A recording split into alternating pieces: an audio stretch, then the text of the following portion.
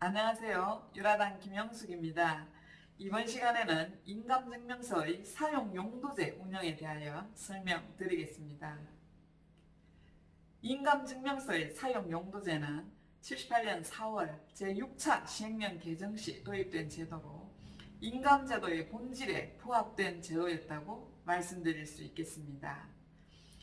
인감증명이 재산권 활용에 사용되는 증서로 기능하도록 사용 용도를 기재하여 수요처에 제출토록 한 사항이나 특히 특별조치법 시행 등에 있어 사용 용도 지정이 필요하였던 점 등도 그렇게 말씀드릴 수 있겠습니다. 즉, 사용 용도를 기재하여 제출하면 이를 증명청에 발급함으로써 인감증명서를 무슨 목적으로 발급하다 어디에 제출하는지 파악할 수 있게 되었고, 주요 수요처 현황이 확인되는 유의미한 통계도 확보되어 각종 정책에 활용할 수 있어 다양하게 긍정적으로 작용되었다는 점에서 그리 말씀드린 것입니다. 그 결과 등기, 금융, 차량 등 주요 수요처에 대한 인감 정책이 마련되고 행정 수요 증가를 예측하여 대처가 가능하게 되었다는 것이지요. 예를 들면 등기의 경우 발급 사실 확인 통보제라든지 금융의 경우 보증인제 폐지 등이 그 한 예시가 될 수 있겠지요. 이러한 유기적 운영이 가능하도록 역할을 한 주변 제도를 살펴보면 78년 전 국민을 대상으로 한 개인별 주민등록표 사업이 완료되어 이 통합본부에 13자리 주민등록번호의 등재, 주민등록증 발급 내역의 표시, 인감 재신고 등록 완료 등 주요 행정사항이 하나의 본부로 통합 운영되면서 신분 확인이 신속하게 가능하고 주민의 이동에 효율적으로 대처할 수 있게 되자 행정 능률이 오르는 등 빠르게 발전된 시기였다고 말씀드릴 수 있겠습니다. 자, 그럼 여기서 최초의 인감증명 서식과 78년 인감증명의 사용 용도제가 도입된 시기의 서식을 한번 비교해 볼까요?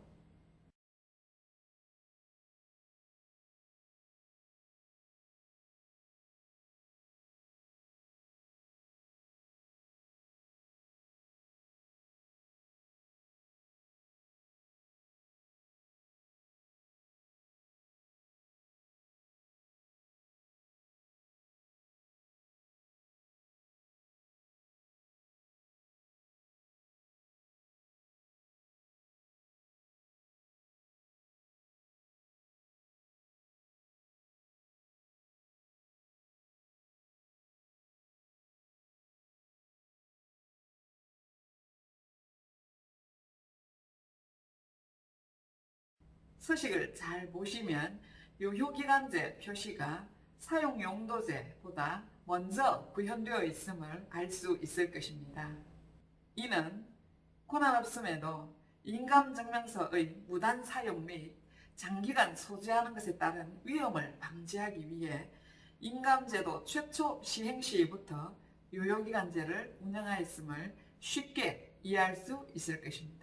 여기서 좀 더 상세히 설명드리면 인감증명의 사용 용도제는 시행 당시에는 인감증명 신청 시 그 사용 용도를 지정하도록 규정하지 않아 큰 부담이 없었으나 80년대에 이르러 일명 땅 투기 문제로 미등기 전매 행위가 사회적 문제로 대두되자 이러한 사항을 방지하기 위해 등기나 저당권 설정 등에 있어 인적사항을 기재하여 발급토록 함으로써 부동산 등기용 인감증명서가 우위 변조되어 개인의 재산권이 통째로 사기를 당하는 등의 문제가 발생해도 부동산 등기제의 불합리한 점은 그대로 둔 채 신청에 따라 절차적으로 확인한 후 발급하는 인감증명서의 문제점만 부각되어 94년에 이르러서야 비로소 사용용도제를 폐지하였습니다만 여전히 부동산 등기용의 경우에는 지정제로 남겨두게 되었지요.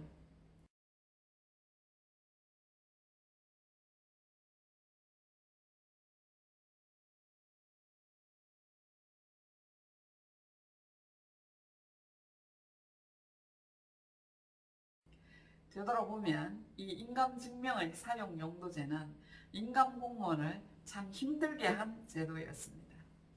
예를 들면 인감증명의 사용 용도는 빠르게 정착되어지는 인감제도에 반해 사회 각계에서 증명층의 거래를 보장한다는 인식의 확산, 즉 인감증명서가 있으면 본인의 의사가 있는 것으로 해석하여 사용하면서 증명층과 인감공무원이 개인의 재산권 행사에 사용하는 인감증명서 한 장 발급한 결과로 수억 원대의 금융사고에 연루되어 평생을 고통받는 등 사회적으로도 큰 문제가 지속되었으니까요.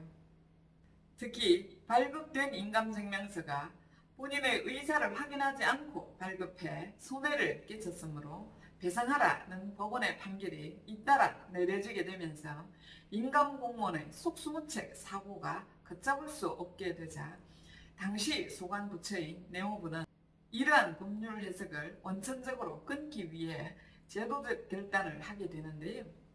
이에 대해서는 다음 시간에 알아보도록 하겠습니다. 감사합니다.